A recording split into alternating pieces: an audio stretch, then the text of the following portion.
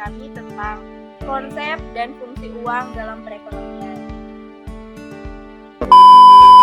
Kita masuk di pembahasan yang pertama, yaitu perputaran uang dan barang.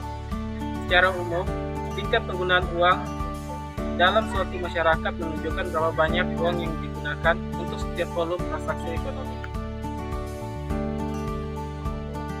Tingkat penggunaan uang tersebut biasanya diukur dari perbandingan uang yang beredar terhadap pendapatan nasional. Kita masuk pada materi yang kedua tentang uang dan suku bunga. Seperti yang kita ketahui teman-teman, uang kita pakai sebagai alat tukar untuk menunjukkan nilai berbagai macam barang atau jasa yang diperjualbelikan. Nilai yang dapat dibedakan menjadi 3 macam, yaitu yang pertama ada nilai nominal, yang kedua ada nilai intrinsik, dan yang ketiga ada nilai real. Dalam industri perbankan ada 5 jenis suku bunga.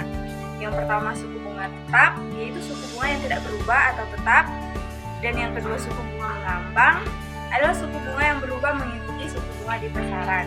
Dan yang ketiga ada suku bunga flat.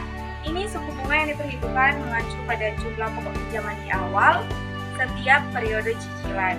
Dan yang keempat ada suku bunga efektif. Ini suku bunga yang dihitung dari sisa jumlah pokok pinjaman. Jadi semakin sedikit pokok pinjaman kita akan semakin sedikit juga jumlah bunga yang akan kita bayar. Dan yang terakhir ada suku bunga anuitas. Suku bunga ini di mana jumlah angsuran pokok ditambah dengan angsuran bunga yang dibayar agar sama setiap bulannya. Pembahasan yang ketiga yaitu uang dan kegiatan ekonomi sektor real uang dan harga. Menurut pandangan klasik, dalam teori kuantitas uang dijelaskan bahwa uang tidak mempunyai pengaruh terhadap sektor, tetapi perubahan pada jumlah uang beredar akan menyebabkan perubahan tingkat harga saja. Sedangkan menurut Keynes, dijelaskan bahwa uang tidak netral, di dalam artian uang mempunyai peranan dalam mempengaruhi sektor. Dan menurut Keynes, ada 3 tujuan masyarakat memegang uang, yaitu yang pertama untuk transaksi, kedua untuk berjaga-jaga, yang ketiga untuk spekulasi. Pada pembahasan yang terakhir, yaitu pembahasan keempat adalah pengendalian jumlah uang beredar. Pengendalian jumlah uang beredar mempunyai peranan yang sangat strategis dalam menangkal kebijakan ekonomi makro.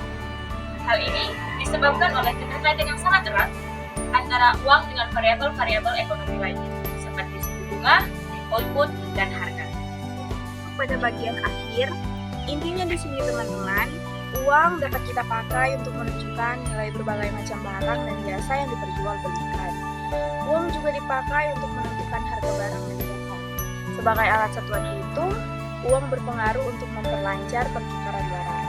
Sekian presentasi dari kelompok kami. Mohon maaf jika ada kesalahan dalam pengucapan. Terima kasih. Dadah.